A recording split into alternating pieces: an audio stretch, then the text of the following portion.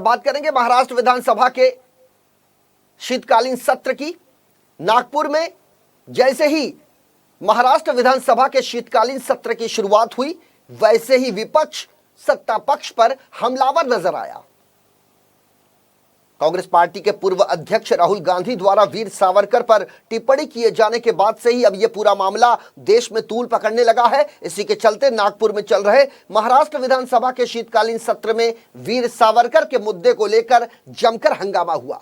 Bharatiya Janata party के विधायकों ने विधानसभा के सामने खड़े होकर महाराष्ट्र विकास अघाड़ी सरकार के खिलाफ जमकर नारेबाजी की। शीतकालीन सत्र की शुरुआत से पहले बीजेपी ने एक बैठक के दौरान प्रवीण दरेकर को विपक्ष का नेता चुने जाने का भी ऐलान किया। विपक्ष के तेवरों को देखते हुए इस सत्र के हंगामेदार होने के आसार हैं।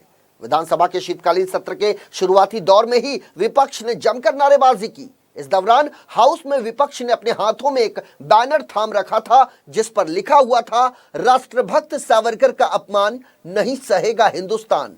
विपक्ष द्वारा लगातार किए जा रहे हंगामे के बाद आखिरकार सत्र की कार्यवाही कल तक के लिए स्थगित कर दी गई। तो अपनी टीवी स्क्रीन पर आप देख सकते हैं कि महाराष्ट्र का सियासी घमासान अपनी चरम पर है। कांग्रेस पार्टी के पूर्व अध्यक्ष ने वीर सावरकर को लेकर बयानबाजी क्या कर डाली कि अब यह मामला पूरा तूल पकड़ने लगा है। भारतीय जनता पार्टी आक्रामक विपक्ष की भूमिका में नजर आ रहा है। और अपनी टीवी स्क्रीन पर आप देख सकते हैं कि ये नागपुर अधिवेशन का ये पूरा का पूरा माहौल, और इसमें भारतीय जनता पार्टी का एक बड़ा तबका विधायकों का जो सत्ता पक्ष के खिलाफ हमलावर है।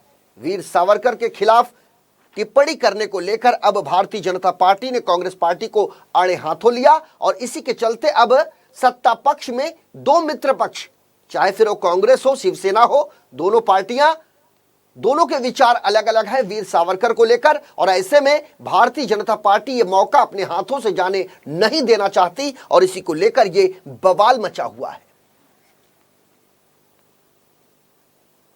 सभागृह में अगर बोलने नहीं दिया गया, वहां तो बोलने का प्रयास हम कर ही रहे हैं, लेकिन सभागृह के बाहर भी हम सावरकर जी का ये जो अपमान है, इसके खिलाफ राहुल गांधी को मजबूर करेंगे। जब तक वे माफी नहीं मांगते, महाराष्ट्र की जनता और देश की जनता राहुल गांधी जी को माफ नहीं कर। कांग्रेस के नेता राहुल गांधी जी ने देश की माफी मांगनी चाहिए। उन्होंने सिर्फ देशभक्तों का अपमान नहीं किया, उन्होंने महाराष्ट्र द्रोह भी किया है, और उस महाराष्ट्र द्रोह के कारण महाराष्ट्र और देश उनको कभी भी माफ करेगा भी नहीं, इस प्रकार की मेरी भावना है। जब मणिशंकर अय्यर जी ने सावरकर जी का अपमान किया था, तब स्वर्गीय हिंदू हृदय सम्राट बाला साहेब ठाकरे जी ने उनके पुतले को चप्पल से मारने का कार्यक्रम महाराष्ट्र में चलाया था। मैं शिवसेना के नेताओं को आह्वान करता हूं कि क्या आज भी सावरकर जी का अपमान करने वाले कांग्रेस के नेताओं को चप्पल मारने की ताकत आप में है, या सत्ता के अंधेपन में वो भी ताकत आपसे चली गई है। भारतीय जनता पार्टी इस घटना का निषेध करती है, और मैं भी सावरकर हूं, इस टैगलाइन को लेकर आज पूरे देश भर में, पूरे महाराष्ट्र भर में भारतीय जनता पार्टी सावरकर जी के प्रति और सभी देशभक्तों के प्रति सम्मान का कार्यक्रम करने वाली।